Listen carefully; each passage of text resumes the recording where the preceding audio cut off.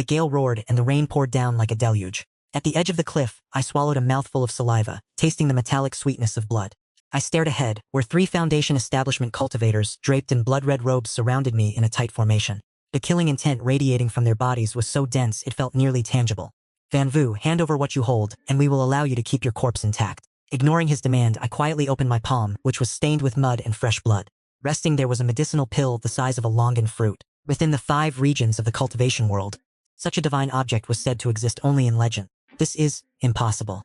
You are merely a lowly rogue cultivator. How could you possibly refine such a divine treasure? Who told you that I was the one who refined it? Without a moment's hesitation, I tossed this peerless divine pill into my mouth. The moment the elixir touched my tongue, it dissolved instantly. A vast overwhelming surge of spiritual energy erupted within my body. Dark clouds gathered and lightning began to coalesce. The Foundation establishment heavenly tribulation was about to descend. I gripped the gourd against my chest, laughing aloud as I felt this newfound power surging through my veins. But that was a story for 30 years in the future. 30 years ago, I could not even afford the most inferior low-grade chi replenishment pill, let alone consume a celestial elixir right in front of my enemies. My name is Van Vu, yet I am neither skilled in literature nor martial arts. I am merely the most unremarkable among the 3,000 outer sect spirit farmers. At 15, my 5-element spiritual roots were tested. I was reluctantly accepted into the sect and assigned to this spirit herb garden halfway up the mountain. The world of cultivation is inherently cruel. Without natural talent or a powerful background, one is nothing. Every day long before dawn, I had to carry water to nourish the spirit herbs. Each of these plants sold for 2 spirit stones, and I was required to hand over 50 of them every month. Only the surplus would constitute my own food and cultivation resources. I have been working here for 3 years now. Van Vu, why are you dawdling? If you do not go carry water, you will again fail to manifest your spirit martial technique today. I stood up. Even now, I have only reached the first level of chi refining, having spent 3 long years crossing the threshold from mortal to cultivator. The speed of my cultivation is so sluggish that it drives one to despair. If I do not break through to the 2nd level by the end of the year, I will be expelled from the mountain and forced to return to the life of a mortal. Once you have tasted the sweetness of longevity, falling back into the mortal realm is a fate more agonizing than death itself. That afternoon, taking advantage of the remaining daylight, I went to the edge of the soul-severing forest to forage for wild bitter spirit leaves. This herb was of little value, but if chewed into a paste and applied to my shoulders, it would soothe the deep bruises left by the water-carrying poles. Duanhun Forest is a forbidden zone, home to high-level demonic beasts. I dared only linger on its outermost periphery. Just as I bent down to gather herbs, a pungent, cloying scent of blood assaulted my senses. My heart tightened in an instant. Instinctively, I flattened myself against the ground. I held my breath. In this world of cultivation, the overly curious are often the first to meet their end. I waited for what felt like an eternity, half an hour in total. Yet there was not a single stir in the surrounding silence, save for the mournful cries of crows. Summoning every ounce of my courage, I followed the trail of blood, pushing aside the dense, tangled undergrowth. Before my eyes lay 2 corpses. One was a middle-aged man dressed in black robes, his chest cavity torn open into a gaping, bloodied crater. The other was a withered, gaunt old Taoist, a broken short sword still embedded firmly in his throat. It was evident they had engaged in a brutal, desperate battle and perished together. My heart hammered against my ribs like a war drum. This was undoubtedly a murder for the sake of plunder. My first instinct was to flee. But then I felt my own empty storage pouch and thought of the year-end examination. Gritting my teeth, I steeled myself and approached them. Forgive me, seniors, for this offense. These worldly possessions are of no use to the dead. It is better that a survivor like me puts them to use. I muttered to myself while frantically searching their bodies. It was a pity. The storage pouch of the man in black had been completely shattered. As for the old Taoist, he didn't even carry a storage pouch, a pauper to the bitter end. I let out a sigh, cursing myself for having wasted time and effort in fear. Just as I prepared to stand, I noticed the old Taoist's rigid hand was tightly clutching an object. I exerted my strength, prying his stiff fingers open one by one. It was a gourd no larger than the palm of my hand. It was neither gold nor wood, but a dull, uneven gray, covered in bumps and pits. It looked exactly like the low-quality gourd sold for a few copper coins in the commoner markets. I lifted it and gave it a light shake. A dry, rustling sound emerged from within, as if it were filled with small seeds. Driven by a sudden intuition, I tucked the gourd into my tunic, hurriedly masked the bloodstains with mud and earth, and without once looking back, I bolted straight out of Duanhun Forest. At that moment, I was completely unaware that this inconspicuous gourd would fundamentally alter the destiny of a mortal at the very bottom of the social hierarchy. Returning to my wooden shack, where the wind whistled through every crevice. The sky had already turned pitch black. I immediately barred the door and pushed the broken-legged wooden table against it to serve as a blockade. Leaning against the wall, I gasped for air, my back already drenched in cold sweat. The life of a low-level cultivator is worth even less than a blade of grass. If anyone had seen me scavenging the possessions of the dead, any common outer disciple could have crushed me to death to seize the treasure. Hiding in the darkness for a long time, only after my heart rate had stabilized did I cautiously retrieve the gourd.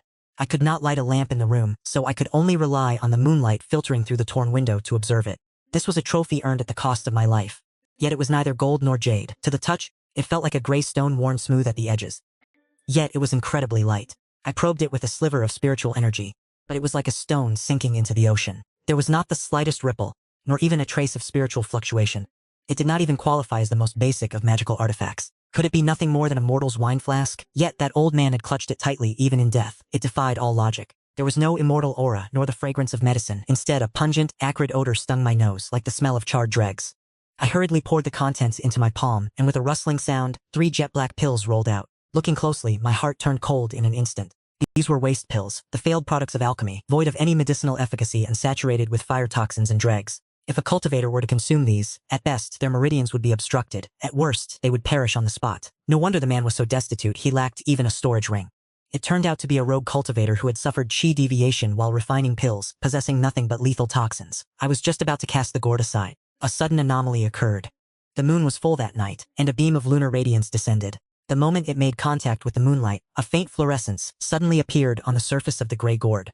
Had it not been for the darkness of the night, it would have been impossible to detect. I rubbed my eyes and leaned in close. Sure enough, the moonlight had transformed into a silver thread, slowly yet steadily seeping into the coarse exterior. As the lunar essence poured into it, the gourd began. It is absorbing the moonlight. I am stunned into silence. An object capable of autonomously absorbing the essence of heaven and earth is, without question, a remarkable artifact. My fingers tremble uncontrollably as a wild, maddening thought flashes through my mind. For what purpose is this gourd absorbing the moonlight? I look at the charred, ruined medicinal pills, then back at the gourd, breathing rhythmically under the pale light of the moon. I carefully, meticulously stuff the discarded pills back into the gourd, seal it tightly with the dry wooden stopper, and instead of hiding it away, I place it upright in the spot where the moonlight is brightest. That night I neither cultivated nor slept. Like a clay statue I stared fixedly, not daring to blink even once. Until the horizon began to brighten with the first light of dawn, the moonlight faded and vanished, and the fluorescence on the surface of the gourd died away completely, returning it to the appearance of a piece of junk that no one would glance at if found lying by the roadside. My hands shaking, I once again pull out the dry wooden stopper. The moment the stopper is removed, I instinctively hold my breath, fearing I might catch a whiff of that acrid, burnt scent of fire poison. Yet there is nothing. The room is unnaturally quiet, replaced instead by a faint, refreshing fragrance. The scent, carrying the purity of herbs and trees, fills my lungs as I inhale. The fatigue from staying awake all night dissipates significantly. I swallow hard, tipping the gourd upside down into my palm. I stare intensely at these 3 medicinal pills. My breathing becomes ragged in an instant. The blackened, misshapen pills from before have vanished. What now rests in the palm of my hand are 3 medicinal pills with a faint green hue. Their surfaces are smooth, even emitting a subtle, translucent glow.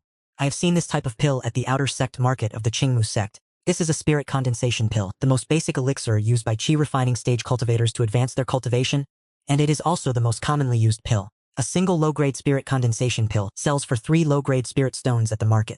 For a low-level spirit farmer like myself, who can only scrape together a few spiritual herbs a month, 3 spirit stones is without question a staggering fortune. But what shocks me even more is that the 3 spirit condensation pills in my hand are uniform in color, without a single trace of impurity. These are absolutely not ordinary low-grade pills. They have reached at least the middle grade, perhaps even the high grade. This gray gourd can refine discarded pills. A wild thought erupts in my mind, so shocking it makes my scalp tingle. It is no wonder that the skinny old man, despite being a mere rogue cultivator, dared to carry so many dangerous, discarded pills with him. He must have also stumbled upon this gourd and discovered its secret. He had intended to harness the essence of the moonlight to transform trash into treasure, yet it is a pity that he perished in the soul-severing force before he could ever enjoy this fortuitous encounter. In the end, it has all fallen into my hands. I was so agitated that my entire body trembled.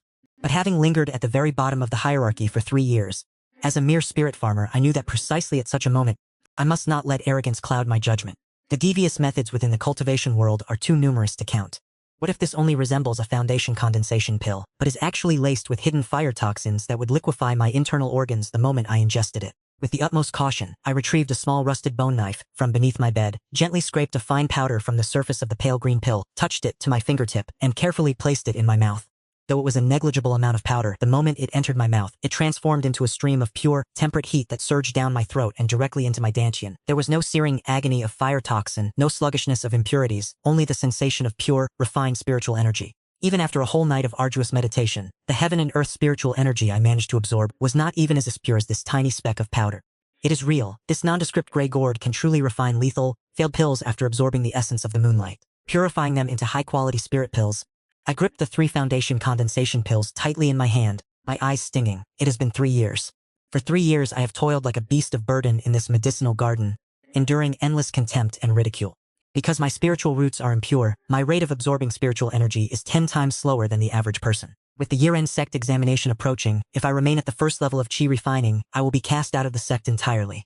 But now, everything has changed. With these 3 foundation condensation pills of at least middle-grade quality, I have absolute certainty that I will break through the bottleneck of the second level of chi refining in a short time. I drew a deep breath, suppressing the wild joy rising in my heart. As the sky brightened, I placed the 3 pills into a small jade vial and tucked it securely against my body. I could not begin my seclusion immediately. If I failed to water the serpent grass today, I would immediately attract the attention of the managing deacon. For a lowly spirit farmer to suddenly enter seclusion is far too suspicious. Patience is my only hope for survival. Donning my usual mud-stained clothes, I hoisted the water buckets and pushed open the rotting wooden door of my hut. "Oh, Yunyu, you're up early today, aren't you? What is it? Have you finally come to your senses? Planning to do a bit more work for the sect before you get kicked out at the end of the year? You flatter me, Senior Brother Wang. My aptitude is dull and I can only compensate with diligence, so I must finish a bit more work." He let out a cold snort, ignoring me entirely, and turned away to tend to his spiritual herbs. He did not notice that my head was bowed low, nor that the numbness and despair that once filled my eyes had long since vanished. In their place remained only fierce ambition and unburning intensity. If I could endure the remainder of this day, tonight I would consume the chi condensation pill and break through to the second layer of chi refining. The manual labor today felt even more grueling than any other day over the past 3 years. Carrying water, weeding the fields, and casting those tiresome growth spells. In the past, while performing these exhausting tasks, my heart was filled only with numbness and despair regarding my future. But today a fire was raging within my chest. It was a long wait until nightfall. I declined the invitation from several fellow spirit farmers to bathe in the western springs, and hurried back to my dilapidated thatched cottage as if I were running for my life. I bolted the door shut. I barricaded it with a wooden table in one fluid, uninterrupted motion. I sat cross-legged upon the rigid wooden bed. I forced myself to take several deep breaths until my heart rate began to steady. Only then, with extreme caution, did I retrieve the jade bottle containing those 3 chi condensation pills from my robes, opened the stopper, and poured out a single pale green medicinal pill. The faint scent of herbs surged into my nostrils once more, instantly invigorating my spirit. Success or failure hinged on this moment. I would hesitate no longer. I tilted my head back and swallowed the mid-grade chi condensation pill. The moment the medicinal pill touched my tongue, it began to dissolve. There was no need to chew, as it immediately transformed into a warm stream of liquid, sliding down my throat and into my stomach. Suddenly a muffled roar echoed within my mind, and an immensely vast yet incredibly gentle surge of spiritual energy, like a flood breaking through a dam, erupted violently from my dantian. Startled, I hurriedly closed my eyes, reciting the incantations of the Greenwood art, the entry-level technique provided by the sect, and desperately began guiding this torrential energy through my meridians. My mixed chaotic spirit roots usually absorbed spiritual energy from the heavens and earth like a sieve attempting to hold sand, retaining very little. But the spiritual energy provided by this chi condensation, without the need for much refinement on my part, it automatically integrated into my meridians. 1 cycle, 2 cycles, 3 cycles. Each time the spiritual energy completed a full revolution, my meridians sent forth a searing pain as if they were being torn apart. Yet immediately following that was a sensation of relief so profound it defies description. I gritted my teeth, allowing sweat to soak through my simple, coarse garments. I do not know how much time had passed, but the surging spiritual energy within my body finally converged into a great torrent, charging toward the barrier that had blocked my path for 3 long years. This invisible screen braced for the final impact. A crisp cracking sound echoed, a noise only I could hear, as if some hidden shackle had been completely shattered.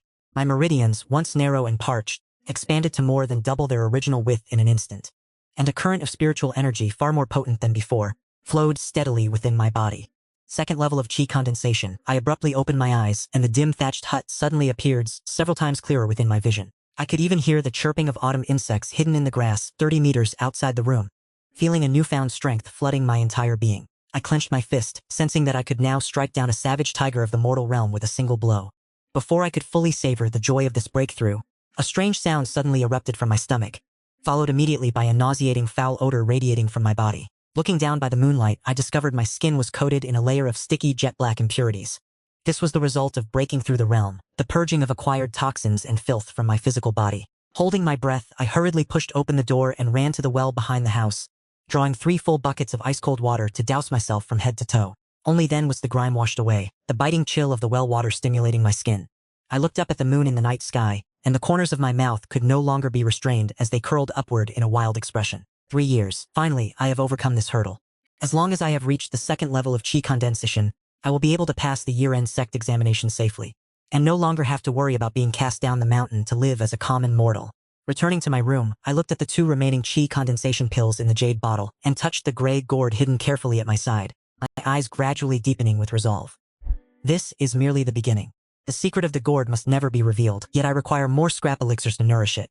The outer sect of the Qingmu sect holds 3,000 disciples, and every month they conduct transactions at the Qingyun market located at the foot of the mountain. Reputable shops certainly do not sell items such as scrap elixirs. One can only try their luck at the makeshift stalls of rogue cultivators in the black market. However, I am but a lowly spirit farmer of the lowest rank. If I were to openly purchase scrap elixirs, I would inevitably draw the suspicion of others in the cultivations world. Such suspicion would be enough to cost me my life 100 times over. It seems I must prepare a disguise. I rub my chin, calculating silently in my heart. 5 days from now marks the occasion for our Qingmu sect's outer disciples, the monthly day of rest for spiritual labor. I had no intention of joining the other spirit farmers as they headed to the western Balanpond to improve their meals. Instead, I had long since locked my door. I smeared soot from beneath the kitchen stove onto my face and neck, then pulled out the tattered black cotton coat I used to survive the previous winter. This garment was sufficiently oversized, and with the inclusion of a wide hood pulled over my head, it made my frame appear hunched and clumsy. It would be impossible for anyone to discern my stature or my true age. In this world of cultivation, murder for the sake of plunder is all too common. Until I have accumulated enough means to defend myself, I would rather remain a rat in the sewers. Qingyun Market is located in a valley 30 miles from the foot of the mountain. Apart from the streets lined with reputable storefronts, tucked away in the deepest, most remote alley of the market lies a place that only opens from dusk until midnight, known as the Ghost Market. There, no one asks for the origin of goods or the identity of the seller. Transactions are based entirely on one's keen eye and courage. As twilight fell, I pulled my hood low and slipped inside, following a group of rogue cultivators who were also concealing their identities. There were no radiant moons to see here, only along the sides of the path flickered a few ghastly, pale blue spirit fires. The cultivators manning the stalls were mostly clad in black cloaks, wearing masks, and not a single voice called out to hawk their wares. If one took an interest in an item, they would communicate solely through voice transmission or hand signals. The atmosphere was truly oppressive, enough to make one's breath hitch. I gripped the jade bottle tightly, my palms slick with sweat, and circled the Ghost Market 3 times before stopping in front of a stall in the corner. The stall owner was a robust man wearing a demonic mask. On the stall sat several chipped and damaged artifacts. Beside them was a black earthen jar sealed with a paper talisman, open slightly, emanating a familiar, pungent, and scorched odor. It was a collection of fey pills, failed alchemical attempts. Judging by the quantity, there had to be at least 20 to 30 grams. I struggled to suppress the frantic pounding of my heart, deliberately clearing my throat to adopt a hoarse, deep, and rugged tone as I asked him, how much for this pile of refuse in the jar?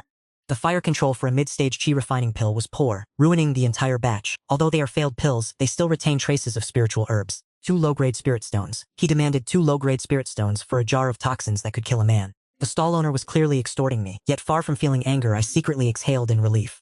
I did not fear his greed, I only feared that he might refuse to sell. Instead of immediately producing the spirit stones, I withdrew a jade bottle containing 2 mid-grade chi condensation pills from my robes. I poured one into my palm, letting it flash before the stall owner's eyes for a fleeting second, before quickly returning it to the bottle. I would not pay with spirit stones. This chi condensation pill in exchange for your jar of failed pills, plus an ordinary manual of techniques. I lowered my voice, feigning impatience. The look in the stall owner's eyes shifted instantly. Though he had only caught a brief glimpse, the pure spiritual energy and luster radiating from that pill were undeniable. In places like this black market, a pill of such quality would fetch at least 5 low-grade spirit stones, and it was the sort of item that money often failed to procure. The stall owner agreed to the deal without a moment's hesitation. His demeanor suggested he was terrified that I might change my mind. He rummaged through his storage bag for a moment, before tossing me a tattered, thread-bound book. This is a fragment of the fireball technique and the breath concealment art. Consider it a gift. I handed over the pill with one hand while sweeping the earthen jar and the tattered book into my arms with the other. The moment the transaction concluded, my senses sharpened to a keen edge. I could feel at least 3 gazes fixed upon my back. My identity had been exposed. Even a single chi condensation pill was enough to drive desperate, low-level rogue cultivators to madness and violence. My scalp prickled instantly. Not daring to linger for even a heartbeat, I turned and headed straight for the exit of the Ghost Market.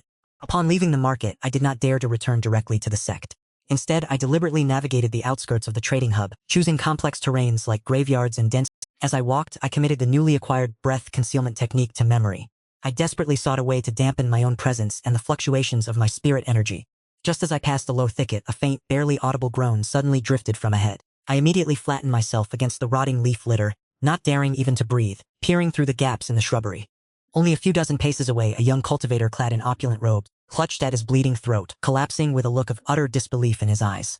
Standing behind him was a thin, dark shadow, a blood-stained dagger still gripped in its hand. I recognized that young cultivator from the entrance of the ghost market. He had spent a small fortune to purchase a top-tier flying sword, and had been boasting arrogantly to his companions about it. Yet now he was merely a corpse growing cold. I watched as the dark figure skillfully retrieved the storage pouch from the young cultivator, then poured a vial of corpse-dissolving fluid over the body, accompanied by a plume of yellow smoke and an overpowering pungent stench. Within a few breaths, the body dissolved into a pool of gore, leaving not even a fragment of bone behind. The entire process took less than half an incense stick. A living being had been completely erased from this world. I bit my lip hard, preventing myself from making the slightest sound. Cold sweat trickled from my forehead into my eyes, burning with a sharp pain. It was not until long after the dark figure had departed that I dared to crawl up from the ground. My legs felt as heavy as lead, and my stomach churned with profound unease. Is this the true reality of the cultivation world? Devoid of warmth or compassion, governed only by the cold, naked law of the jungle. If you are not strong enough, or perhaps merely not cautious enough, the next moment, you could be the one dissolving into a pool of blood. I clutched the earthen jar to my chest, using the cloak of darkness to slip away like a ghost toward the medicinal herb garden of the Qingmu sect. The experiences of this night were more harrowing than the entirety of my previous 15 years of life combined. Yet it was tonight that shattered the final illusions I held regarding this world of cultivation. I bolted my door, staring at the jar filled with waste pills and the gray gourd on the table, my resolve firmer than ever before. I must become strong, I must survive at any cost, and then I must become stronger still. The second day after returning to the hut, I headed out at dawn, as was my routine, to carry the heavy wooden bucket for water. Oh, where did you go carousing last night? With eyes black and bruised as if someone had struck you. And walking with such a staggering gait? You jest, Senior Brother Wang. I was simply cultivating too late last night, desperate to achieve a breakthrough. As a result, I spent the entire night in a restless slumber. I maintained my usual facade, offering forced smiles and nodding along to others. Yet deep within, I was silently circulating my internal energy, practicing the breath concealment technique I had committed to memory only the night before. Although this manual is a fragmented and rudimentary version, it is more than sufficient to mask my current level of cultivation. It allows me to strictly suppress the spiritual fluctuations of the second layer of qi refining within my body. To an outside observer, I remain a mere practitioner stuck at the peak of the first layer, a useless, talentless soul who could be discarded by the sect at any moment. The old adage rings true: the tallest tree in the forest is the first to be felled by the gale. After witnessing the cold-blooded murder and pillaging at the black market, I understood more clearly than ever that the art of concealment is the key to survival. By day, I am but a low-level spirit farmer, the most diligent and unremarkable laborer within the Qingmu sect. I tend to the fields of azure grass with meticulous care. When executing the spirit rain art, I exert even more effort than before, deliberately feigning a desperate struggle to meet the requirements of the year-end assessment. For only by appearing harmless and devoid of value can one hope to endure in this cruel world of cultivation. But when night falls, the doors and windows of my dilapidated straw hut are barred, and it becomes a private sanctuary for my cultivation alone. The black earthen jar, which I purchased at the cost of a mid-grade qi condensation pill, is to me nothing less than a treasure vault, containing 32 failed medicinal pills known as gathering qi powder. On clear nights, I respectfully place that dull gray gourd where the moonlight shines the brightest. I watch as a faint silver radiance manifests on its surface, greedily absorbing the lunar essence. I then take these medicinal rejects, which reek of fire toxins and impurities, and bit by bit, refine them into mid-grade or even high-grade, gathering qi powder, now possessing a pure herbal fragrance. Each time I witness this transformation, an indescribable sense of peace washes over me. In the cultivation world, it is said that among the 4 foundations of wealth, companions, techniques, and land, wealth always comes first. This gray gourd, capable of turning dross into treasure, is my greatest asset for securing my life, and perhaps even daring to dream of the great Tao of immortality. Now that I have a consistent supply of elixirs, my cultivation is steadily advancing, progressing at a speed that even I find terrifying. From the early stage of the second layer of qi refining to the middle, and now the late stage, the meridian blockages that hindered me for 3 long years, under the constant refinement of this pure medicinal power, have long since become thin and brittle. Beyond increasing my cultivation daily, I pour all my remaining time and energy into that tattered book of magic techniques, the fireball technique. This is the most common basic elemental spell found throughout the world of cultivation. Yet it was the only offensive method I could execute at the time without drawing unnecessary attention to myself. Every night, under the cover of darkness, I would sneak away to an abandoned mine on the outermost edge of the soul-severing forest to practice. When I first began, I could barely manage to condense a flame no larger than a pea at the tip of my finger. It was so feeble that it could not even ignite a single dry twig. But I was not in the least discouraged. Possessing a chaotic spirit root and mediocre talent, the only thing I could rely on was the desperate perseverance to stake my life on my growth. I told myself if I fail once, I shall practice 10. If I fail 10 times, I shall practice 100 times. When the spiritual energy within my body was completely exhausted, I would swallow a refined qi-gathering pill. After meditating to recover, I would continue my training, repeating this cycle until one night, 3 months later. A fireball the size of an adult's fist and radiating a deep crimson glow flecked with an ominous tint of blue, roared from my palm, carrying a searing, scorching heat as it slammed into the cliff face 10 zhang away. Accompanied by a deep, thunderous explosion, stone fragments erupted everywhere, and I had directly blasted a pitch-black crater into the hardened rock face. The intense heat was so extreme that even the stone at the crater's edge had melted into crystalline, glass-like structures. Gasping for breath, I leaned against the cliff wall and stared at my own hands, my eyes gleaming with an uncontrollable, exhilarating light. This power had undoubtedly surpassed the fireball technique cast by an ordinary cultivator in the early stages of the chi condensation realm. If I were to catch an unprepared cultivator of the same rank off guard, even if it did not kill them, it would surely strip a layer of skin from them. Months passed in a monotonous cycle of working hard during the day and training desperately through the night. As the days drifted by, my cultivation base quietly touched the threshold of the third level of chi condensation. In the blink of an eye, the biting cold of winter arrived. Icy winds swept across the sky, blanketing every peak of the Qingmu sect in snow. The year-end assessment for the outer sect, which would decide the fate of countless low-ranking spirit farmers, had finally arrived. Although heavy snow blocked the mountains and forests, the outer sect plaza of the Qingmu sect was packed with a dense, bustling crowd. Today was the triennial grand examination of the outer sect, and for low-ranking spirit farmers like us, it was a day that would determine our very survival. The cold wind howled, carrying sleet that stung like blades against the face. Yet, colder than the wind was the atmosphere of extreme pressure hanging over the plaza. Wang Danian, second level of chi condensation spirit herbs submitted qualified to remain. Li Ergu, peak of the first level of chi condensation, failed to achieve a breakthrough. Spirit farmer status. Every time the words expelled from the mountain were uttered, someone would inevitably let out a cry of utter despair, followed immediately by the enforcement hall disciples, dragging them away like a dead dog, dragged away with ruthless cruelty. The cannibalistic brutality of the cultivation world was at this moment revealed in its most absolute form. When it was Yun Wu's turn to be called, I hurriedly took a deep breath, rubbing my hands that were nearly frozen stiff, and walked with my head bowed toward the spirit testing stone. I pressed my palm against the bone-chilling cold of the stone, silently exerting my strength to circulate the breath-concealing technique, locking the profound spiritual energy that had already touched the threshold of the third layer of chi refining deep within my dantian, cautiously releasing only a meager, almost imperceptible trace, which flowed along my meridians into the spirit testing stone. A layer of dull grayish-white light immediately appeared on the stone, neither more nor less, just enough to barely cross the threshold mark of the second layer of chi refining. Yun Wu had reluctantly entered the second layer of chi refining. Having submitted the required spiritual herbs, he was permitted to remain. Consider yourself lucky, step aside. Hearing this, I let out a long, heavy sigh of relief, and hurriedly put on a facade of having just narrowly escaped a disaster. With an expression of gratitude so profound it looked as though I might burst into tears, I bowed repeatedly to the deacon before retreating back into the crowd. Consider yourself fortunate, kid. You must have stumbled upon some stroke of dumb luck to break through right before the trial. I merely offered a simple, honest smile, ignoring him while inwardly I let out a cold, cynical laugh. If I were to truly reveal my third layer chi refining cultivation, while it might earn me a different look from the outer sect steward, and secure me slightly better treatment, it would absolutely expose the secrets I carry, revealing everything entirely. A piece of trash with 0.5 element spiritual roots. On what grounds would I be able to cultivate so quickly? I only wished to return quickly to my dilapidated wooden shack to continue guarding my gray gourd. I had planned to remain patient and hidden until the end of time, yet who could have foreseen that fate would truly refuse to favor me?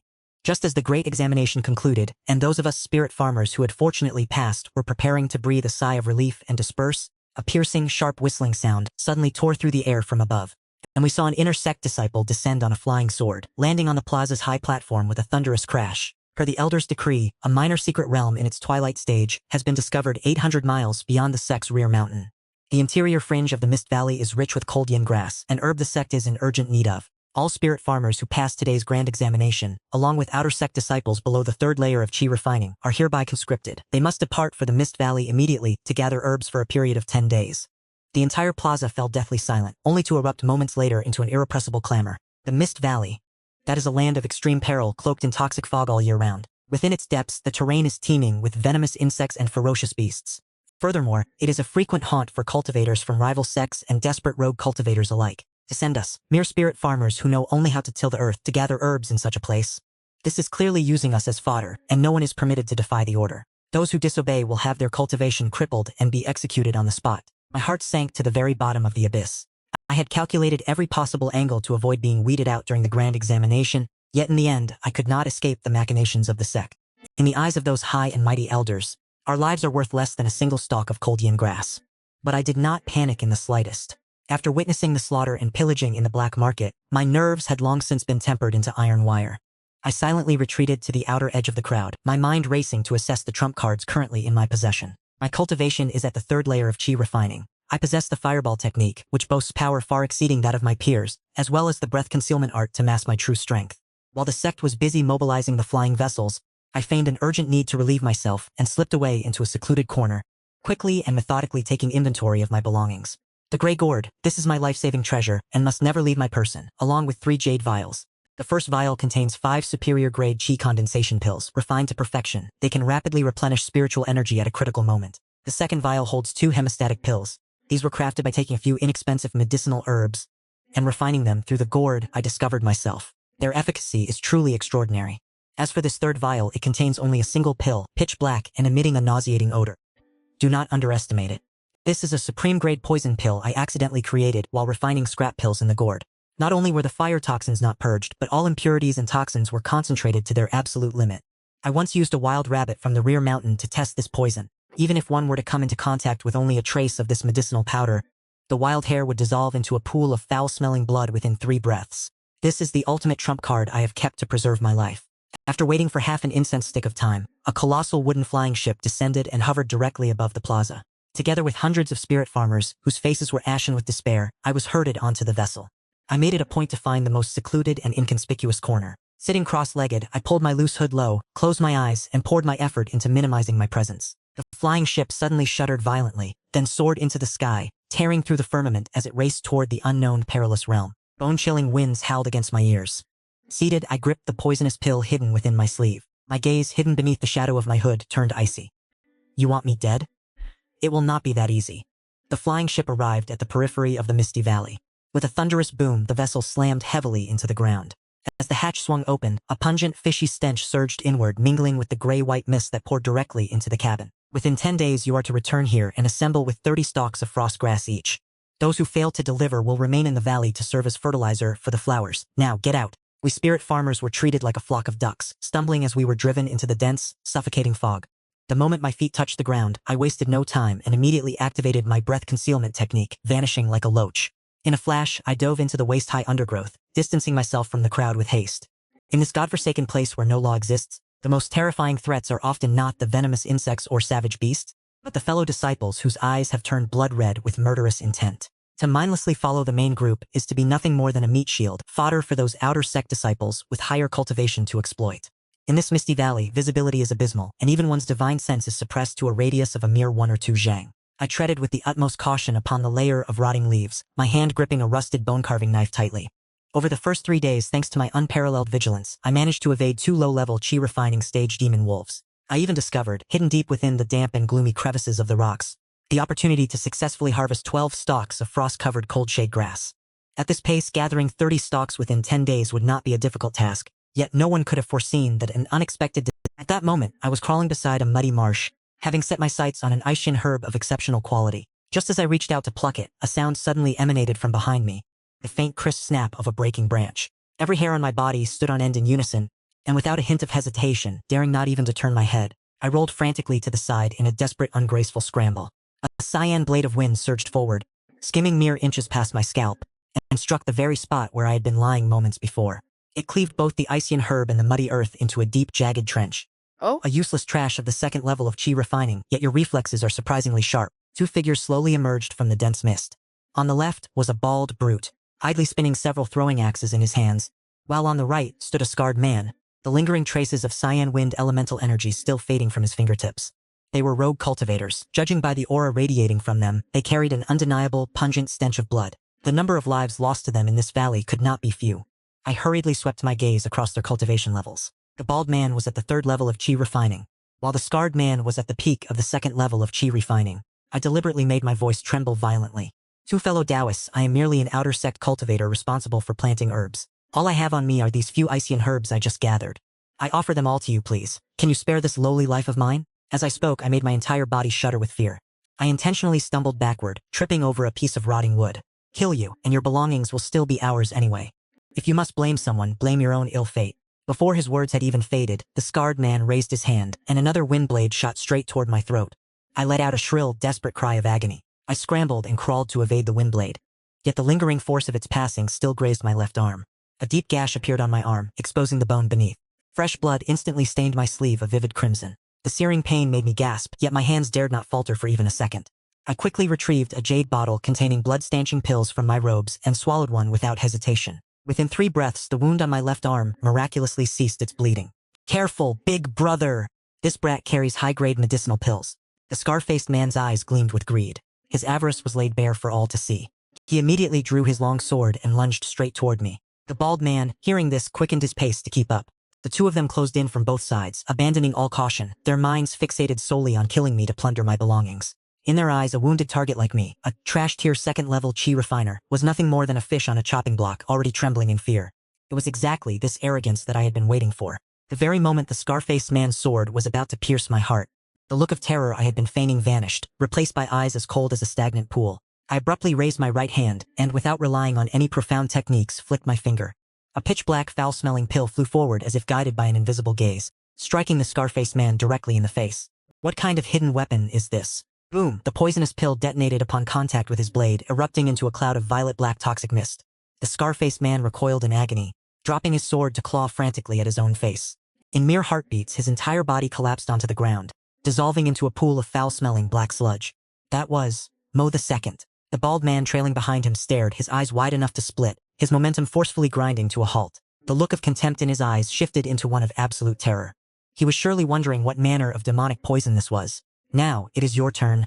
I no longer had any reason to conceal my strength. The potent spiritual energy of the third-level chi refining stage erupted from me, unrestrained. The defensive talisman that the bald man had panicked and slapped onto his body proved to be no more than paper before my fireball, presemps and refined countless times, shattering instantly upon impact. The flames roared into the sky. The bald man did not even have the chance to let out a final agonizing scream. Humph! Reduced to a charred corpse by this fireball, he slammed heavily against a tree several zhang away, dead beyond any doubt. The Bone Valley returned to a deathly silence, save for the crackling of fire consuming the branches. This is the first time I have truly taken a life. I have survived. I scanned my surroundings with wary eyes, and once certain I had not drawn any unwanted attention, I hurriedly forced myself up and approached the charred corpse. I snatched the storage bag from his waist and retrieved a vial of corpse-dissolving bung fluid from my chest, disposing of the body until not a trace remained. Once finished, I wiped the cold sweat and grime from my face, and without looking back, plunged deeper into the fog. I must put more distance between us. My lungs felt as if they were about to burst, but this spot would suffice. I blocked the entrance, leaving only a small gap to breathe. I have finally survived. The efficacy of this supreme-grade hemostatic pill is truly domineering. It is said that murder and arson are the fastest ways to wealth, but I cannot bear the burden of such a life. Die for me. I have struck it rich. More than 70 low-grade spirit stones. As a low-level spirit farmer like myself, I could toil for a lifetime and never accumulate this much. A mysterious iron shield, a fine piece of equipment, and several defensive talismans. This flying sword is at the very least a mid-grade magical artifact. And to think this jade box contains so many yin-collecting herbs? 45 stalks in total plus the 12 I already possessed. The mission requirements have long been exceeded. It is no wonder so many rogue cultivators refuse to lead an honest life, choosing instead to become highwaymen. 3 years of back-breaking labor in the fields truly cannot compare to the speed of killing 2 men in this valley. Yet this life of licking blood off the edge of a blade is not one I can sustain. Walk the night often enough, and you will eventually encounter a ghost. Today I was fortunate. Had I encountered someone firm in the middle stage of chi refining, I would be the one reduced to a pool of blood. Spirit stones, talismans, the mysterious iron shield, and the flying sword, all of it must be hidden away carefully. Keeping 30 stalks of these yin-collecting herbs will be sufficient. Handing even a single extra stalk to the sect elders would only invite unnecessary scrutiny. Humility, I must remain humble. I shall remain holed up here for the remaining 6 days. Let them slaughter each other outside as they please. No one shall force me to leave this place. I will use these days to stabilize my cultivation and further refine this mysterious iron weapon. Strengthen. When we arrived, there were over 500 people. Now, fewer than 300 remain, yet no one cares to account for those who have vanished. In the world of cultivation, human life is truly the most trivial of consumables. As for the task assignment, I am quite adept at playing the role of a lowly servant. This overseer, no matter how hard he racks his brain, will never comprehend the truth. How could a piece of trash like me possibly complete enough missions to return alive? Is he attempting to dismiss me with these 3 measly stones? Does he take me for a common beggar? I do not care to waste my energy on him. At this moment, my storage ring holds over 100 spirit stones, 2 magical artifacts, and of course, my greatest asset. With this gray gourd, this trip to the foggy valley has been more than profitable. Once I return to that dilapidated hut, I can finally go into seclusion with peace of mind. With these discarded medicinal pills and spirit stones backing me up, reaching the middle stage of chi refining is a certainty. I have finally returned to this windswept, wretched hovel, leaning my back against this rough wall. Having kept my nerves on edge for 10 days in the foggy valley, only now do I fully relax amidst the musty scent of this room. Even that smell brings me more comfort now than any immortal elixir. However, one must always be prepared. Even in one's own den, one must never lower their guard. The black iron shield must be kept right at my side. In the following days, I returned to being a simple, honest, low-level spirit farmer, spending every day dutifully hauling water and tending to the crops. Listening to the fat man surnamed Wang boast, it seems many died in the foggy valley this time. They are currently preoccupied with dividing up the territory, and not a single soul cares to glance at someone like me. A piece of trash with no sense of presence. Those 100+ low-grade spirit stones are all hidden beneath my bed. I dare not reveal even a single one. For a poor, wretched farmer to suddenly appear at the marketplace and spend extravagantly, that would be no different than an old man seeking his own death by drinking poison. One must be alive to enjoy their wealth. My primary objective now is to improve my cultivation using those discarded pills. Currently, they are my lifeblood. Because I possess this gourd, while others fight until they are battered and broken, for high-grade chi-gathering powder, I can consume it as if it were nothing more than a sweet. Achieving a breakthrough to the 4th level of chi refining was as natural as water flowing into a river. It has only been 3 months since my return. With 2 chi-gathering pills consumed, the threshold was shattered, and I've successfully entered the 4th level of chi refining. My senses have sharpened considerably, and my divine sense can now extend 10 zhang outward. At a distance of 10 zhang, even the stray cat, sheltering from the rain, is clearly visible to me. Mid-stage chi refining. I have finally escaped the mire of the lowest tier, yet this is still far from sufficient. I must continue to train. For the past year, I have remained secluded, stepping neither through the front nor the back gates. Lacking profound cultivation manuals, I have resorted to the most laborious method, grueling practice with that green flying sword. If a single strike, thrust, or parry failed, I would practice it 10,000 times. By the beginning of winter in the 2nd year, my stock of inferior pills was entirely exhausted. This is the final one. 5th level of chi refining, breakthrough for me. This surge of spiritual energy is overwhelming. I must struggle with all my might to contain it. The great heavenly cycle rotation begins. Breakthrough for me, 5th level of chi refining. With this strength, combined with my flying sword and the fireball technique, if I were to encounter those scar-faced men again, I would surely slay them all within 10 breaths. Sighs. The 5 peaks of the inner sect. 30 years ago, I could not even afford a single low-grade medicinal pill. Now I finally possess the foundation to survive. Remaining hidden in the herb garden will not lead to great achievements. Ordinary elixirs have lost their effect. I must find a way to obtain higher-tier resources, and perhaps even begin preparations for foundation establishment. No matter how dangerous the world outside may be, on this path toward immortality, I, Wen Wu, must venture forth and seize my destiny. In the blink of an eye, 4 years have passed. Looking back at 4 years ago, I was still stuck at the 1st level of chi refining, a piece of trash constantly at risk of being expelled from the sect. Possessing useless 5-element spiritual roots with no one to rely on, toiling away every day just to meet the quota for stargrass. Worn out like a stray dog, until that day in the soul-severing forest, when I took the risk to search those 2 corpses. And obtained it. With the moon-cleansing flower, I turned trash into treasure. Relying on this secret, I meticulously snuck into the black market to exchange for defective medicinal pills. After counter-killing those 2 bandits in the Mist Valley, I earned my first pot of gold, relying solely on those spirit stones and dharma artifacts, combined with a steady source of supreme-grade chi-gathering powders. I managed to force a breakthrough to the 5th level of chi condensation within this dilapidated thatched hut. The 5th level of chi condensation is nothing but a trifle in the eyes of the geniuses from the great sects, but among the 3,000 spirit farmers in the outer sect, I could now walk with my head held high. Yet, I understood clearly in my heart that I could no longer remain in this spirit herb garden. The gourd had run out of resources, and I had reached the mid-stage of chi condensation, so consuming the chi-gathering powder no longer caused even the slightest ripple in my cultivation. I must acquire higher-grade defective pills, such as the defective versions of the spirit-conveying pill. The low-level black market at the foot of the mountain could fundamentally not provide what I sought. If I remained here, not only would my cultivation stagnate, but a low-level spirit farmer who never aged year after year would sooner or later attract the attention of the law enforcement hall, leading to my soul being searched. I had to leave. I happened to catch the once-a-year external service rotation of the sect. Feiyan City is 3,000 miles away, where rogue cultivators gather in abundance, and with active trade, there would certainly be no shortage of defective pills. The Greenwood Pavilion of the sect is currently in need of a servant. The requirement is a cultivation base at the 4th level of chi condensation or higher. I suppressed my cultivation to look as if I had just broken through to the 4th level, and offered a bribe of 3 spirit stones. The matter is settled. I shall depart early tomorrow morning. All old traces have been erased, and the mud gourd has been crushed and buried. My entire estate and my life have been properly arranged. Is Brother Wang busy? I heard from the steward that you are fortunate, kid. You've broken through to the 4th level of chi condensation, and are being sent to Feiyan City to enjoy a life of ease. What life of ease? It is nothing more than serving There are countless rogue cultivators outside. One never knows when they might end up headless in the wilderness. It is safer to remain within the sect and tend to the fields. It seems you at least possess enough self-awareness to know your own limitations. Feiyun City is a place where people are devoured without a trace of bone left behind. A simpleton like you must be sharp-witted when you arrive there, lest you die without even knowing how it happened. From now on I will tend to this half-acre of green serpent grass. Be gone and do not hinder my work. Then I thank you, Senior Brother Wang, for your past care. This fatty is truly, after this departure the gap between us will be like that of immortals and mortals. You seek the peace provided by those 2 meager spirit stones, while I shall walk a path where, though death may loom at any moment, it leads to the great Tao of immortality and heaven-defying power. It has been half a month. I have finally arrived. My. I have spent 7 years in the Qingmu sect, and I thought I had seen a share of the world. But compared to this Feiyun City, it is truly magnificent. Those soaring through the skies are all great masters and young masters of noble families. Mere qi refining stage ants like us can only obediently queue at the main gate. The entry fee is 1 low-grade spirit stone for a 1-month residence permit. Should anyone overstay their time without renewing, the city guards will execute them on the spot. Begone, a single low-grade spirit stone in the sect can sustain 1 for half a month, yet here it only buys a 1-month temporary permit. This is not cultivation, this is consuming spirit stones. It truly is a den of extortion. Yet it is so prosperous.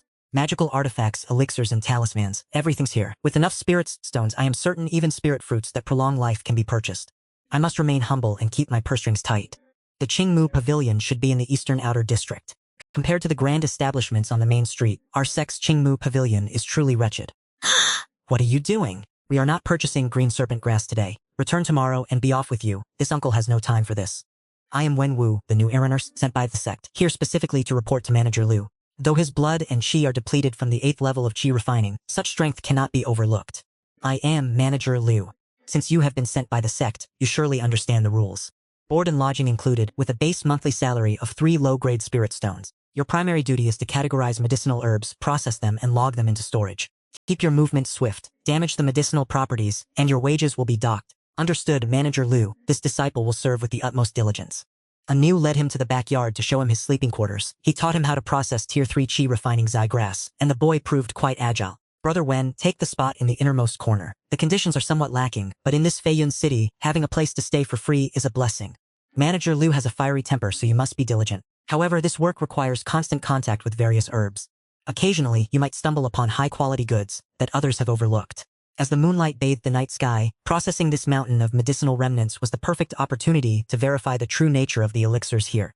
This errand-running work is truly physically exhausting, but it is the perfect cover for concealing my true intentions. There are countless alchemists in Feiyun City. Many rogue cultivators hope to get rich quickly through alchemy, more than can be counted. Where there is alchemy, there will naturally be waste pills. The output here is far greater than at the Qingmu sect. Brother Anu, today when I went to dispose of the medicinal dregs, why did I see people on the street selling those blackened things? Those burnt charred pills, how could anyone possibly consume such things? Sighs in astonishment, there is a ruined herb alley on the west side of the outer city. It is filled with wretches who dream of becoming alchemists. Yet they only succeed in producing piles of failed batches they cannot bear to discard. They bring them out to swindle those naive newcomers who have just arrived. Consuming such filth is no different than courting death. Ruined herb alley, a pile of garbage in the eyes of others, but to me Wen Wu it is a treasure trove buried in gold and silver. A failed batch of the spirit-gathering elixir. Finally, I have found a lead.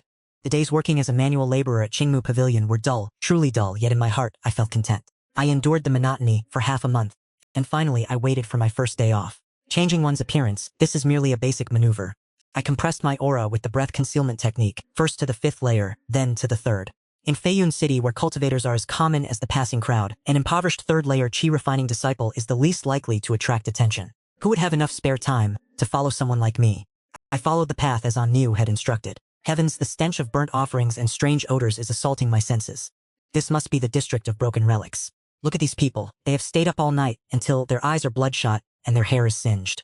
They dream of becoming alchemy masters, only for reality to beat them until they are battered and broken. Come and take a look. These are the failed spirit-gathering pills from the orthodox sects. Though they are slightly charred, they still retain 20% of their medicinal efficacy. They are perfect for nourishing spirit beasts. I am clearing out my stock of failed alchemy products at a bargain price. They cost only 10 low-grade spirit stones. As for these low-level spirit-gathering pills, I wouldn't even want them if they were given away for free. What I am looking for are medicinal pills suitable for the middle stage of qi refining. The spirit circulation pill is notoriously difficult to refine. Its failed remnants are a rare find. After wandering for 2 full hours, I have finally found it. Even if it were burnt to cinders, I would recognize the scent of jade marrow water anywhere. There is no mistake. I must remain calm regarding these failed spirit circulation pills and not reveal any weakness. Old man, how much for this pile of blackened charcoal? These are indeed failed spirit circulation pills. The furnace exploded just yesterday. Although they are ruined, the fire toxins and medicinal power remain potent. Taking them back to extract the toxic fluid to nourish spirit insects is the best use for them. I will not sell them individually. You must take this broken alchemy furnace as well. 5 low-grade spirit stones. 5 low-grade spirit stones? Has this old man gone mad from poverty? In this district of junk, 5 spirit stones could buy dozens of kilograms of low-level failed pills. And he even insists on bundling it with this scrap metal of a furnace. For 5 spirit stones, I could go to a legitimate apothecary and purchase a genuine pill, even if it were of the lowest quality. Keep your precious alchemy furnace and suffer with it yourself. Wait. 3 pieces. 3 low-grade spirit stones, and I will take the whole lot. This old man can no longer afford even hemostatic grass. If I do not treat my wounds, this old frame will surely... It just so happens that the black-bellied toad I am raising is in need of some potent medicine. Time to make a move. I should take a few detours along the way. I absolutely cannot risk being followed by anyone. Safe at last. Time to change my clothes. I have finally waited until nightfall. Oh, 3 low-grade spirit stones. If I were back at the Qingmu sect, I would have to toil in the fields for a month and a half just to earn these. But after tonight, once my gray gourd has absorbed enough moonlight, this heap of black dross will all transform into supreme-grade spirit fortune elixirs of inestimable value. In any reputable shop, a single supreme-grade spirit fortune elixir would fetch at least 20 low-grade spirit stones. The most important thing is that, with this batch of elixirs, my cultivation, currently stagnating at the early stage of the 5th level of qi condensation, can finally advance. Let the hour of Z arrive quickly. I implore you, let the hour of Z arrive quickly. The hour of Z is finally upon us. This lot is sleeping like the dead. Their snoring is deafening. It is convenient for my task. Sneaking into this dilapidated woodshed in the backyard, the roof has half collapsed, allowing the moonlight to spill through perfectly. The scent of medicinal dregs here is strong enough to mask the fluctuations of spiritual energy when the elixirs take form. Old friend, I am counting on you. Pour in these dozen or so dark purple failed spirit fortune elixirs. Absorb it, satisfy your hunger, and absorb it all. This sight of thousands of strands of moonlight being drawn in. No matter how many times I witness it, it never fails to stir my soul. Since I have a moment to spare, I might as well examine this. This dilapidated pill furnace I bought as an accessory is incredibly heavy, at least 20 or 30 jin, and covered in rust. There is a massive crack on the belly of the furnace. Even a fissure as thin as a strand of hair would usually cause the furnace to explode. This is nothing more than a heap of scrap metal. For that blind old man to have kept this with him despite his poverty, his obsession runs truly deep. Wait a moment, isn't this base entirely too thick? Most entry-level pill furnaces are built with thin bases to ensure even heat distribution. The base of this object accounts for nearly a third of its total weight. This is not right. I shall use my spiritual energy to probe along the fracture. There is a sense of obstruction, not the rigid resistance of magnetic force, but a texture with a subtle, supple resilience. There is a secret compartment inside. I shall manifest the green flying sword. I must absolutely avoid making any noise. I must not agitate the sword chi. I will use it simply as a sharpened blade. Tracing the seam along the edge, bit by bit, a click sounded, and it opened. This sole of the shoe was truly a lid all along. Within this half-inch square compartment lies a fragmented piece of beast hide. It is torn and tattered, with small, cramped characters written in a deep crimson liquid, describing some form of fire control technique. This is a manual specialized for manipulating flames, though it is merely a partial scroll. It teaches one how to refine the volatile fire element spiritual energy, transforming it into something soft and fluid. Although this is a flame control technique intended for alchemists, my only trump card is currently the fireball technique. To me, this is no different than a tiger gaining wings. If I can master this, the time it takes for me to condense a fireball will be significantly reduced. I will also be able to alter its shape, and its destructive power will surely take a great leap forward. 3 low-grade spirit stones.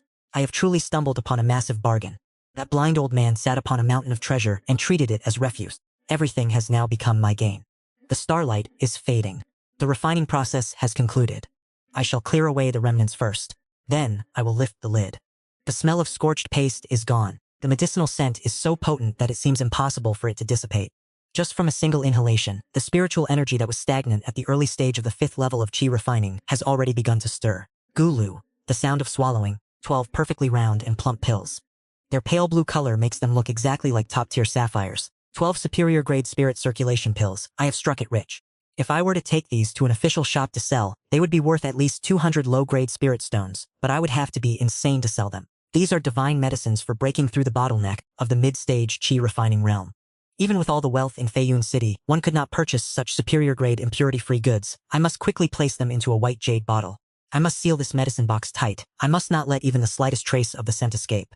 Possessing this batch of spirit-enhancing elixirs in the treacherous 5-Van city, I finally have a shred of confidence. Reaching the 6th level of chi refining is now only a matter of time. This dilapidated cauldron is better off assembled and thrown into the scrap heap.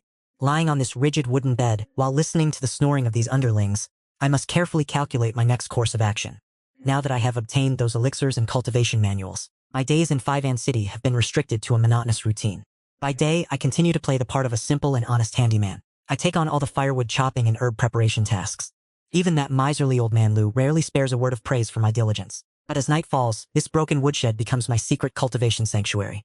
These high-grade elixirs are truly formidable. Their potency is 10 times greater than before, with spiritual energy surging through my meridians like a fire dragon run wild. If it were not for the formation array shielding this room, the front courtyard would have surely noticed by now.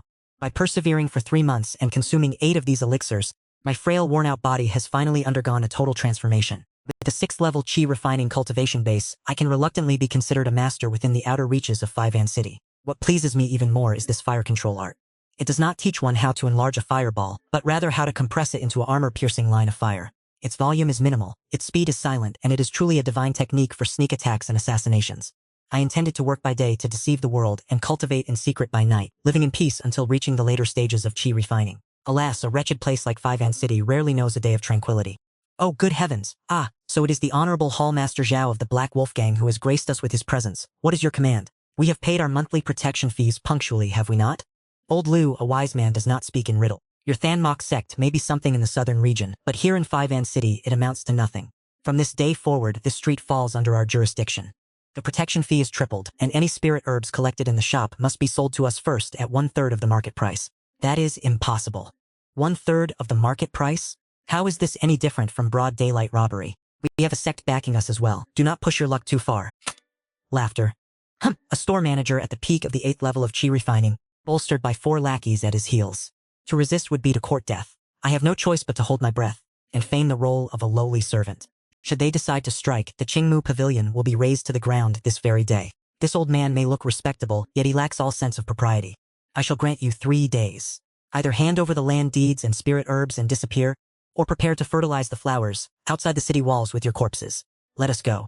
This sanctuary, the Qingmu Pavilion, is no longer a place where we can remain. With a deadline of only 3 days, there is no hope of relying on the sect for help. If we stay, we face either slaughter or enslavement. It seems we must prepare our escape. If I am to depart, I certainly will not leave empty-handed. That old man Liu has exploited me for far too long. I shall gladly claim the treasures hidden within his storehouse. The rain in Feiyun City is intensifying, as if it intends to scour away all the filth from these outer districts. Old Liu suffered a palm strike that severely damaged his heart meridians. Even if he retains his life, his cultivation for this lifetime is effectively crippled. Brother Anu, what are you doing? Brother Wen, we truly cannot remain in this place any longer. The Black Wolf Gang kills without blinking an eye. Once they return to seize the shop, we will surely be captured and used as test subjects for their pills. I am taking advantage of the darkness to scale the wall and return to my hometown to farm. I shall no longer pursue these cultivation arts. Be careful on the road and avoid the city gates. Seek out merchant caravans smuggling mortal supplies and blend in with them to slip out. Take care, brother. Anu may return to the mortal realm, but I cannot go back. Having once witnessed the scenery of the path to immortality, who could willingly return to being a mere mortal? This shop cannot be saved regardless. Rather than letting the goods in the warehouse benefit those bandits when they arrive to seize them, it is better that they serve my path toward the Great Tao. The basic warning formations on the door are nothing more than decorative trinkets when faced with my high-temperature fire needles. I have struck it rich. It is truly over 300 low-grade spirit stones, along with a 100-year-old scarlet essence herb. It is no wonder that old man refused to yield even at the cost of his life. To think this old man secretly embezzled so many treasures behind the sect's back. The front entrance is surely watched, so taking the back alley will be safer. Look forth, brother. I told you there were bound to be rats in this dilapidated shop. Planning to sneak away, boy? Throw the storage pouch over here. If I am feeling merciful, I might leave you with your life. Times have changed. I have no patience for idle talk. This must be decided swiftly. What in the world is this? Fourth brother. Good heavens. You think you can escape? A 6th level chi refining cultivator facing a middle stage chi refining cultivator. Once the initiative is seized, it becomes a one-sided slaughter. From this moment on, I am no longer a lowly spirit farmer, nor am I a mere servant of the Qingmu Pavilion. I am a rogue cultivator in Feiyun City, unburdened by ties, fighting only for the sake of immortality. This heavy rain in Feiyun City has been falling continuously for 3 days and 3 nights. These past few days, the outer city has been in complete chaos. Word has it that a high-ranking master from the Qingmu sect was incensed, personally purging an entire branch of the Black Wolf Gang. However, these matters no longer concern me. I am currently hiding securely in the 5th district of the outer city. This place is a melting pot of all kinds of unsavory characters. Truly, it is the perfect swamp in which to conceal oneself. That night, after disposing of the bodies, I submerged myself in the foul sewage trench for half an hour, scrubbing away every trace of spiritual energy, residual imprints, and lingering scents. I then applied a disguise powder to craft a fake scar, posing as a weathered, middle-aged rogue cultivator. Spending 50 low-grade spirit stones, I secured a 3-year lease on this courtyard from a greedy old man just to be safe.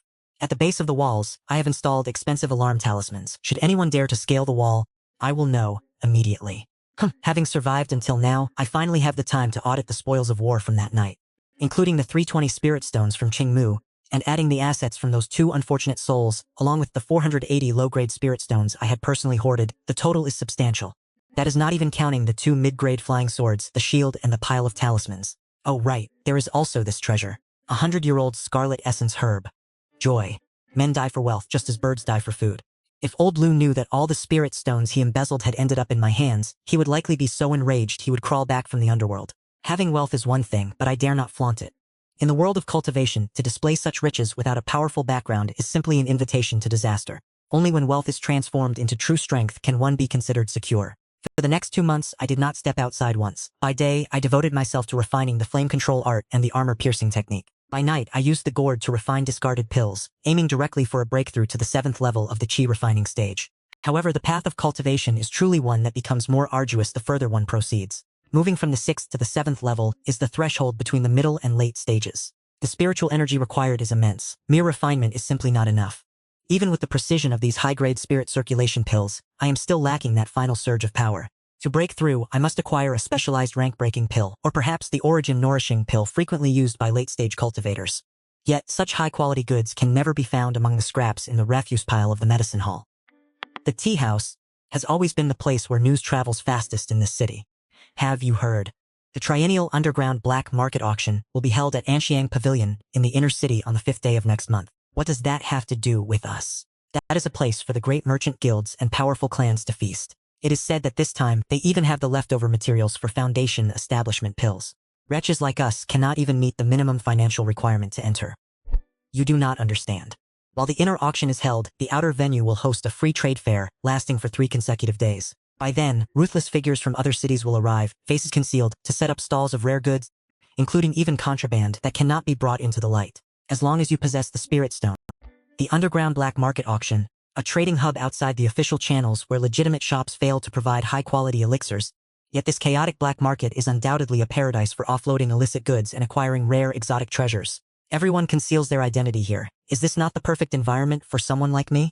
There are 20 days left until the 5th of the next month, and I must achieve a breakthrough to the late stage to ensure my longevity. This time, I, Wenwu, must venture into that man-eating abyss and make a true name for myself. 20 days passed in the blink of an eye.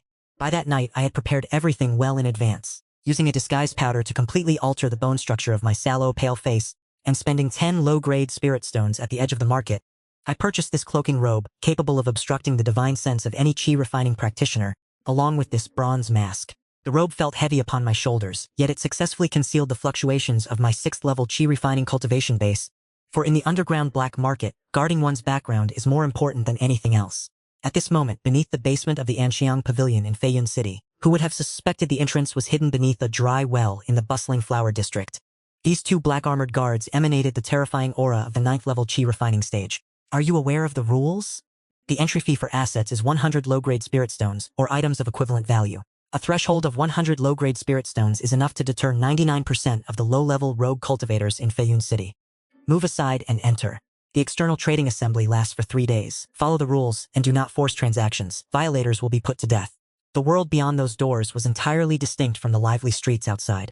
Hundreds of pure white stone platforms were arranged in precise rows. There were no hawkers shouting, no chaotic noise. Everyone spoke in extremely hushed tones, or communicated via divine sense transmission. The atmosphere was oppressive, yet it exuded the scent of wealth, enough to drive a man to madness. This was, without a doubt, a place where high-level cultivators burned through their wealth like water. That high-grade flying sword artifact was priced at a staggering 800 low-grade spirit stones. There were also rare spirit fruits that could increase one's lifespan. Strange dharma treasures were scattered about, thick, with the stench of dried blood. I suppressed my astonishment, focusing my search solely on stalls displaying medicinal pills. Do you have any discarded Pei Yuan pills? You have a keen eye. I happen to have a bottle here. The failed batches from a great pill master's attempt to refine Peiyuan pills. Although the fire poison is potent, they were nonetheless refined from century-old green grass, and their medicinal efficacy is extremely strong. 8 pills to a bottle. 50 low-grade spirit stones, and the price is non-negotiable. The price is nothing short of extortion, yet my heart is brimming with excitement. The Beiyuan pill is an exceptional elixir for cultivators in the late stage of qi refining to break through their bottlenecks. I will take this. The transaction proceeded smoothly, and the anxiety that had been gripping my heart finally eased by half. I decided to take another stroll. If there were no other necessities, I would depart immediately. Suddenly, a faint yet incredibly distinct sensation of searing heat radiated through my undergarments and against my very flesh. It has been 4 years since I first obtained this gray gourd. Aside from refining elixirs under the moonlight, it had never once reacted to any external object, not even the slightest shimmer or hint of a response. The stall owner was a burly man, surrounded by nothing but junk. There was a bronze sword covered in patches of green rust, the bones of a demonic beast half-weathered and nameless black stones. Every time my gaze swept over an item, I felt a subtle change in the temperature of the gourd against my chest. Finally, my eyes locked onto a piece of wood, no larger than half a palm, dried and yellowish in color. It looked like a withered vine, or perhaps a fragment of dry tree bark. It lacked even the faintest trace of spiritual energy fluctuations, appearing as though it had been plucked at random from a pile of firewood. Yet, as I stared at it, the searing heat of the gourd against my chest reached its absolute peak. Boss, how much for this pile of scraps? These things? I excavated them from the outer periphery of an ancient cultivator's dwelling. I dug them up myself. Although they have lost all spiritual essence, the materials are quite unique. Just pick one at random.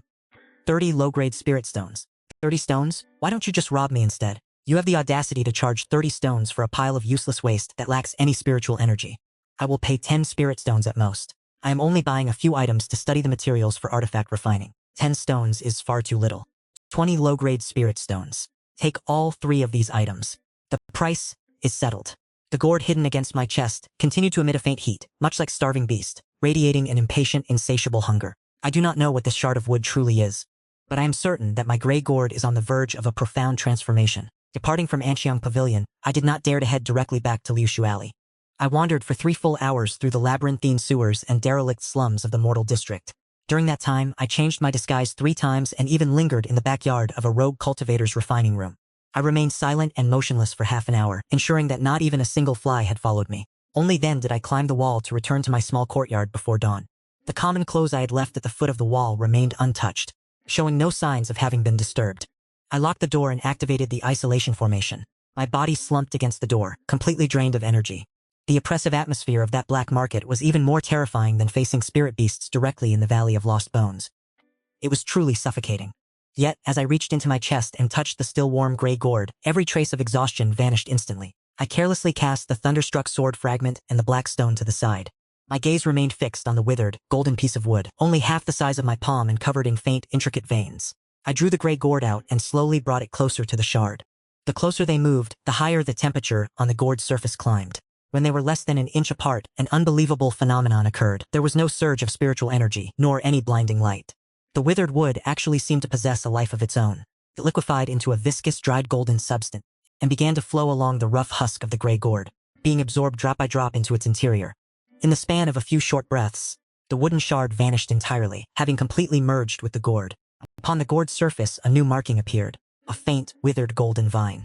Where it once felt as cold as stone to the touch, it now carried a subtle, gentle warmth, as if it had begun to. Something capable of forcing the gourd to proactively devour it must undoubtedly be an ancient divine artifact of the same origin. That wooden fragment is certainly the remnant of some ancient spirit vine. Any evolution it undergoes is a gift from the heavens. Now it is time to examine the second piece of loot. I poured out what I had acquired from the bottle, the Waste Foundation building pills that cost me 50 low-grade spirit stones. There are still several hours left before nightfall. I began to close my eyes and meditate, adjusting the spiritual energy within my body to its absolute peak state. As night fell, I placed the gray gourd before the window, where the moonlight was brightest, and pulled the stopper. The newly appeared vine pattern suddenly ignited with a brilliant glow. The speed at which it absorbed the moonlight was previously like pulling silk from a cocoon. Now, it is truly like a whale swallowing the sea. It was so rapid, only the time it takes for an incense stick to burn had passed. In the past, refining waste pills of this rank, such as spirit circulation pills, would have taken an entire night. Now, the time has been shortened significantly. Is this the transformation brought about by devouring that piece of withered wood? 8 pills, devoid of any impurities and surrounded by a faint silver aura, lay silently. These were top-grade foundation building pills. Even direct descendants of great cultivation clans are not necessarily provided with such top-tier medicinal pills when attempting a breakthrough. Success or failure hinges on this moment. The instant the pill entered my stomach, a violent force erupted like never before. A vast and pure surge of spiritual energy exploded within my dantian, and it was so ferocious that, even with prior mental preparation, the medicinal power of this top-grade foundation-building pill still exceeded the limits of what my meridians could endure. A searing, tearing agony caused me to tremble uncontrollably. Fine beads of blood instantly seeped out across the surface of my skin. Suppress it. Disregarding the danger of having my meridians severed, I did not hesitate to circulate the flame control technique. Treating my body like a furnace, I used the flame control technique to forcibly compress and guide the energy into a highly condensed torrent of spiritual power. Once, twice, 3 times, I lost count of how many times I struck against the barrier. My consciousness even began to blur, and dark blood began to flow from my 7 orifices. At the very moment I thought I could no longer hold on, that barrier finally collapsed completely under the relentless pressure. My originally narrow meridians immediately expanded threefold. The spiritual vortex in my dantian spun frantically, and the spiritual energy, previously in a gaseous state, condensed into several droplets of liquid spirit essence. 7th level of chi refining, the late stage of chi refining. I could feel the immense sea-like surge of spiritual energy within my body. As I am now, if I were to encounter that Hall Master Zhao from the Qingmu Pavilion, a cultivator at the 8th level of chi refining, even without resorting to a sneak attack, I would dare to face him head-on. He can certainly be slain beneath my blade. More than 4 years of patience, more than 4 years of living in the shadows. From a mortal spirit farmer, who could have been discarded at any moment, I have now stepped into the late stage of chi refining, finally carving out a place among the mid-tier combatants of Feiyun City. The late stage of chi refining is achieved, but the road to immortality has only just begun. Within my storage ring lies a century-old scarlet spirit branch of immeasurable value. It is time to plot a path forward, to determine how to safely transform this scorching hot potato into resources for the foundation establishment stage. After my breakthrough, it took me 7 full days to subdue this violent surge of spiritual energy. The spiritual liquid has condensed at my core. The latent power within these 3 drops is equivalent to 10 of my previous fireball techniques. The piercing power is truly astonishing, and my spellcasting speed has doubled. The wound was even scorched into glass-like crystals. As I am now, if I were to face that Hall Master Zhao, a single direct strike would be enough to make him perish and his soul dissipate. But I must remain calm. If I wish to break through to the 8th and 9th levels of chi refining, or even foundation establishment, I will still require a vast amount of spirit stones and top-tier cultivation manuals. The spiritual energy of the herb is incredibly pure. The temperature in the room has begun to rise along with it.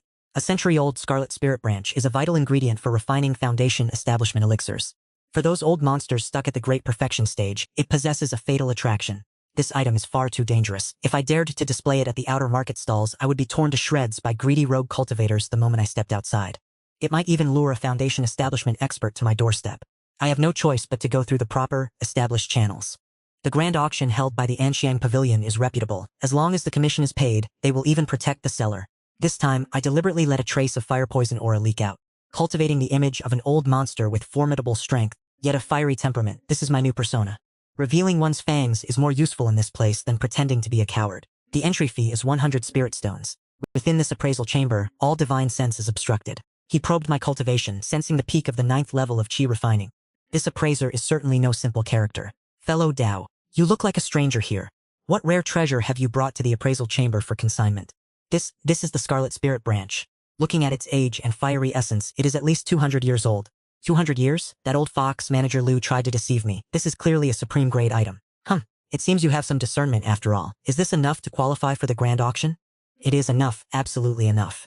The fellow Taoist from Amhuang Pavilion is willing to offer 2,000 low-grade spirit stones for a complete buyout. What do you think? That is 2,000 stones. I had to scrape and save for 4 years just to accumulate over 400. Yet this old man speaks of 2,000 as if it were nothing. That is not right. A buyout price should be at least 30% lower than the market transaction price. I will not sell. It would be better to put it up for auction. For consigned auctions, the commission is 10 mar. Does the fellow Taoist wish to exchange for spirit stones, or trade item for item? I only want half in spirit stones. For the remainder, I wish to trade for a top-tier breath-concealing cultivation manual that can not only mask my cultivation level, but also block the divine sense of foundation establishment cultivators. Furthermore, if there are any medicinal dregs or failed foundation establishment pills, they can also be used for deduction. Without a powerful breath-concealing technique, it is only a matter of time before I expose the secret of the Grey Gourd. Top-tier breath-concealing manuals are extremely rare, but fortunately, we happen to have one. Withered wood meets spring. I believe this incomplete copy fits your requirements quite well. As for the failed foundation establishment pills, such divine objects depend entirely on your own fortune, fellow Taoist. This is your guest jade tablet. Please use this to enter the heaven-grade private room at the Z hour, 3 days from now. We have received the spirit stones for the Amhuang Pavilion's fee. I shall return in 3 days' time. Those 3 days of waiting felt longer than the 3 years I spent farming at Mok sect. I did not even step out of my courtyard, dedicating all my time to acclimating to the spiritual power of the 7th layer of chi refining and constantly rehearsing my escape route from the auction house. Late at night on the 3rd day, at the Z hour, I held that purple gold command tablet and successfully passed through the strictly guarded checkpoints of Amwang Pavilion. This time I did not stop at the outer hall. Instead, I followed a maidservant along a secret underground passage, ascending directly to the heaven-grade private room number 3 on the 2nd floor. The private room was not large, but it was extravagantly opulent, paved with earth-heart warm jade. The furniture was crafted from 10,000-year-old agarwood, and even the spirit fruits offered to guests were rare treasures unseen in the outside world. This one-way golden glazed screen allows you to see everything clearly below, while those outside can never investigate what is inside. If you wish to bid, simply channel your spiritual energy into this sound transmission jade. On the 1st floor, nearly 1,000 rogue cultivators sat shoulder to shoulder, their faces concealed. On the 2nd floor, there were 10 heaven-grade private rooms, and 30 earth-grade private rooms. Those seated inside must surely be prominent figures from various cultivation clans and major sects. The old man who received me that day stepped onto the stage, but the aura he exuded at the foundation establishment stage, that old man had been concealing his true cultivation level all this time. The pressure emanating from him immediately suppressed everyone present in the hall. The old man is Master Mu, the head appraiser of the Dark Fragrance Pavilion, and he wasted no time on idle chatter. The grand auction has now officially commenced. The starting bid for the top-grade defensive Dharma treasure, the Golden Light Profound Turtle Shield, is 800. Each increment must be no less than 50 low-grade spirit stones. 900, 1,000 for this top-grade Dharma treasure. Even the finest flying sword in my own possession is merely of medium grade. This opening item has already fetched an astronomical price of 1,300 spirit stones, far exceeding the 400 I had previously taken such pride in. Here my entire fortune isn't even worth a mere fraction of that. The following half-hour completely shattered my perception of wealth, as every item fetched a price of at least 2,000 spirit stones. I must remain composed. I came here to find a cultivation manual. I cannot allow these worldly goods to cloud my judgment. The next item up for auction is somewhat peculiar. It is a fragmented scroll of an ancient concealment art, the withered wood meets spring technique. Once mastered, this secret art allows one to perfectly mimic the aura of a piece of dead wood. Even a cultivator at the late stage of foundation establishment would find it difficult to detect. However, because this is only a partial scroll, attempting to force its cultivation would be fatal unless one possesses an exceptionally rare heavenly spirit root, or has already refined an ancient wood attribute spiritual object to serve as a catalyst. Otherwise, forced cultivation will only lead to the exhaustion of one's meridians and certain death. A heavenly spirit root is something that does not appear for centuries, and an ancient wood attribute spiritual object is nothing more than a legend. This item is truly a piece of chicken rib, useless, yet a waste to discard. But as I sat in my private booth, my heart hammered against my chest like a heavy sledgehammer, pounding incessantly. An ancient wood attribute spiritual object. 20 days ago, my gourd had just devoured a fragment suspected to be an ancient spiritual vine, and a vibrant golden vine pattern had manifested upon the surface of the gourd. Could there possibly be a more perfect catalyst in this world? This fragmented scroll was practically tailored specifically for me. The starting price is 500 low-grade spirit stones, with increments of no less than 50. Let the bidding commence. A deathly silence descended. No one wished to spend 500 spirit stones on a piece of junk that could lead to their own demise. For 500 spirit stones, this young master might as well buy it to serve as a decorative table leg. At least it would be an antique. I am Wenwu, a lowly spirit farmer of mediocre who accidentally stumbled upon a miraculous gourd capable of refining discarded pills into top-tier elixirs. 700? Fellow Fuzoist in the heaven rank booth, it is merely a fragmented scroll. Why must you insist on competing with me? I only have over 400 spirit stones in my bag, but I possess a gold token that allows for an overdraft. For a cultivation technique that can preserve my life, this expense is well worth it. 1,000. The entire hall gasped in unison to spend 1,000 spirit stones on something so useless and trivial. Either the buyer is a madman, or they have more money than sense. Are they simply burning wealth for amusement? The disciples in the private rooms have faltered. They are no longer raising the price. The transaction for 1,000 low-grade spirit stones is successful. Congratulations to the occupant of heaven rank private room number 3. Respected guest, honorable guest. The payment for this withered wood meet spring technique will be deducted directly from your final auction proceeds. Leave it as it is. As the door closed, I could wait no longer and sent my divine sense into the manual. This is a top-tier secret art that far transcends my current understanding. With this, my greatest weakness can finally be remedied. Everyone, the next item up for auction is one of the grand treasures and the main attraction of this auction event. This old man guarantees that all fellow Daoists at the great perfection stage of chi refining, and even those at the foundation establishment stage, will go mad for this. A 200-year-old top-grade medicinal treasure, the century-old scarlet essence herb. The starting price is 2,000 stones. Each increment must be at least 100 low-grade spirit stones, 2,500, 2,800, 4,000. In just over a dozen breaths, it has surpassed the 3,000 mark. The rogue cultivators on the first floor have all fallen silent, leaving only the immortals in the second floor private rooms to battle it out. 3,500 stones. This scarlet essence herb, I, Master Wang, shall claim. I ask you all to show me some respect. Old monster Wang, that useless grandson of yours has been stuck at the 9th level of qi refining for 5 years. Giving this spirit herb to him would be nothing more than a waste. 4,000 stones, 4,000 low-grade spirit stones. This immense fortune is enough to purchase a top-tier residence within the city, or to sustain a private guard of 100 late-stage qi refining experts. 4,500 stones, transaction successful. Congratulations to the occupant of heaven rank, private room number 1. As the hammer fell, I felt as if my strength had been drained. I have struck it rich, but this newfound wealth also brings extreme danger. The moment it concluded, I crushed the jade slip. Attendant, escort me to the deepest secret chamber of the Anxiang Pavilion immediately. Fellow Taoist, this is your remaining balance after deducting the 4,500 stones for the Scarlet Essence herb.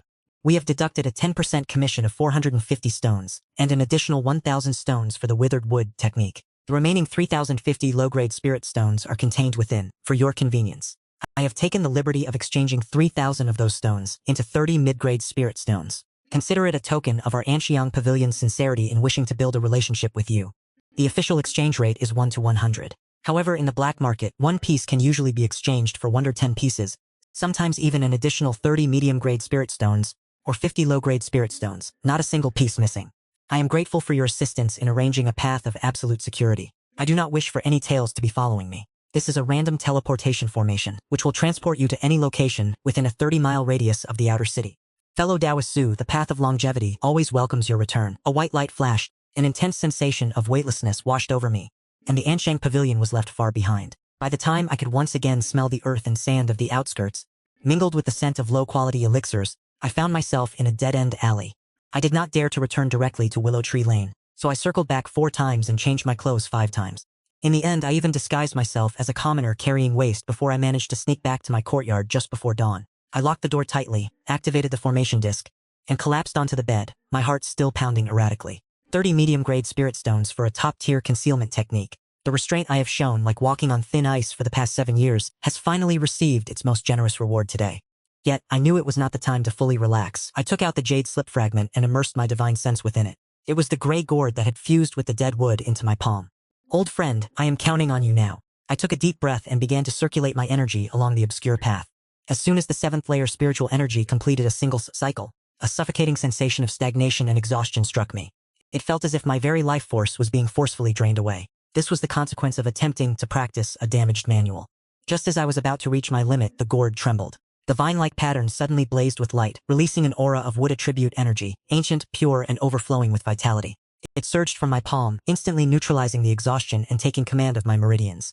It guided my spiritual energy to perfectly align with the cultivation technique's trajectory.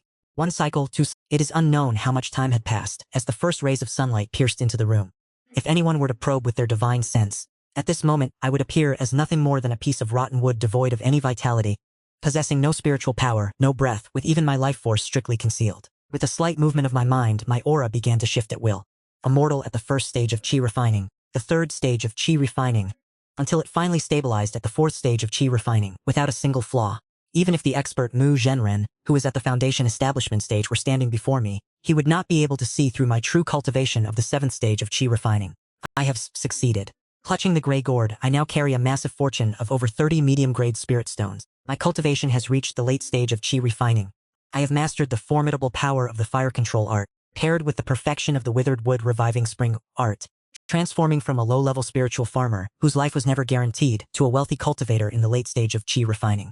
On this path of a mortal seeking immortality, I have walked every step with terror but also with meticulous calculation.